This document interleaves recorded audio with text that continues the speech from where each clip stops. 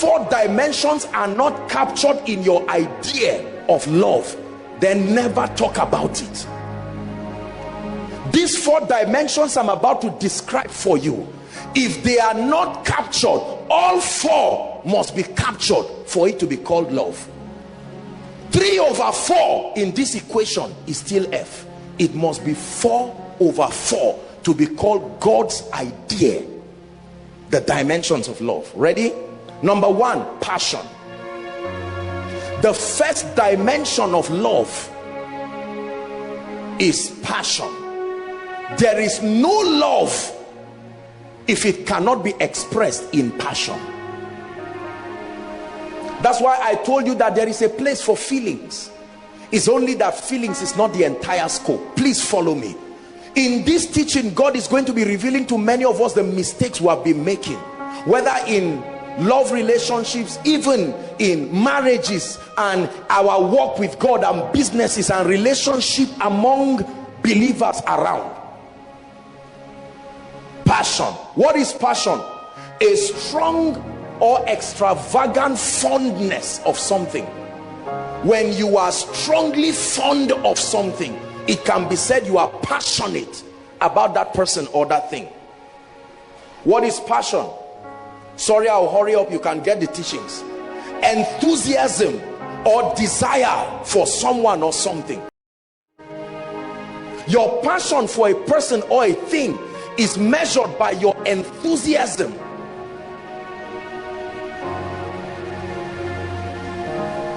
Your desire for something. You cannot say you love a person or you love a thing and intrinsically there is no desire. Passion is called intense enthusiasm, compelling desire. Even admiration qualifies to be called passion.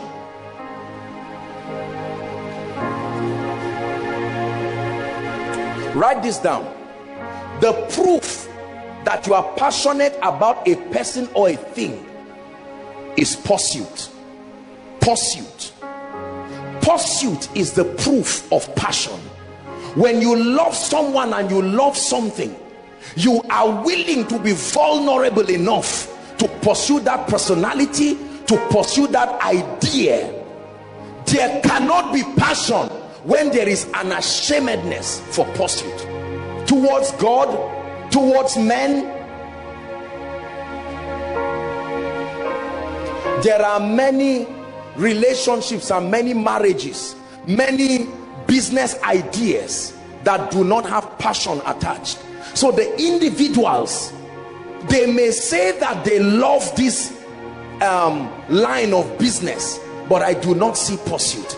They may say, I love this lady, I love this guy, but there is no desire for pursuit.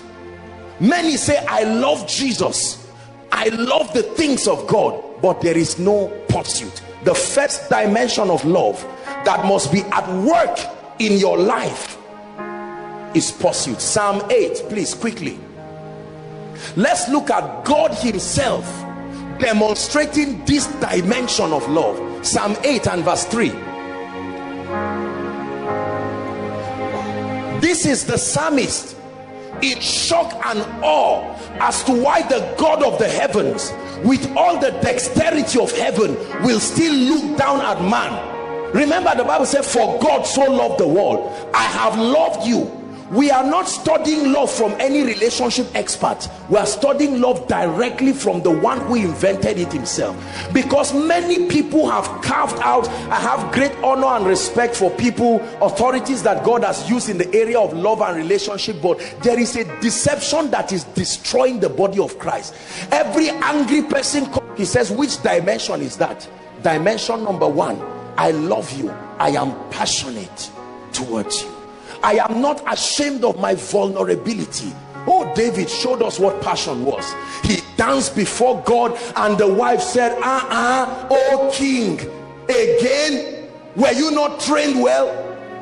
David said, God that took me from the backside, I should not dance before him. God had it, and God said, you dare not stop anyone who is passionate about me. Number two, what is the second dimension of love? Commitment. Write it down. The second dimension of love. There is no love. I've not defined love. We are just describing the dimensions. Love is commitment. Everybody shout commitment. Do you know what commitment is? Commitment is the willingness to give your time, the willingness to give your energy, the willingness to give yourself to something or someone you believe in. Is called commitment. The willingness to give your time, the willingness to give yourself. Passion talks of pursuit, the unashamedness to remain mindful of a thing. But commitment talks of the staying power. Brothers and sisters, there is no emotion to commitment. Commitment is a product of your belief in a thing. Staying power based on the fact that you believe. So you can see a believer being persecuted and they are going to set fire on him, and he's willing. Lord, I remain with you. Denounce Jesus Christ or die. Is there any pleasure there? No, sir. Listen to me. Commitment is a state or quality of being dedicated. Another synonym for commitment is dedication. I know how commit. I wrote a definition that when I finished writing it, I just leaned my head and I took a deep breath and I said, God, this is serious. Hear this. The third definition of commitment is an engagement or obligation that restricts freedom of action. Hi. You must write everything. Let me say it again. An engagement or obligation to someone or something that restricts freedom of action. Look at this kind of dangerous definition.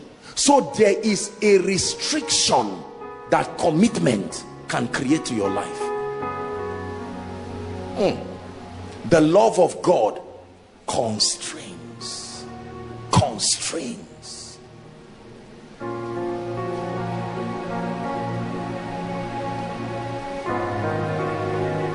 There are actions that are restricted because of commitment. You have options. You can sleep. You have options. You can travel. You have options. You can go for vacation.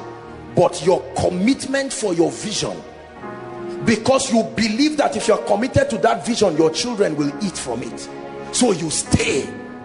And they look at you and say, David, damn, what is this that you are playing the keyboard 2 a.m. 2 a.m. You are tired. You say it's true. It's obvious your eyes are teary, but something else has obsessed you more than the discomfort you are having.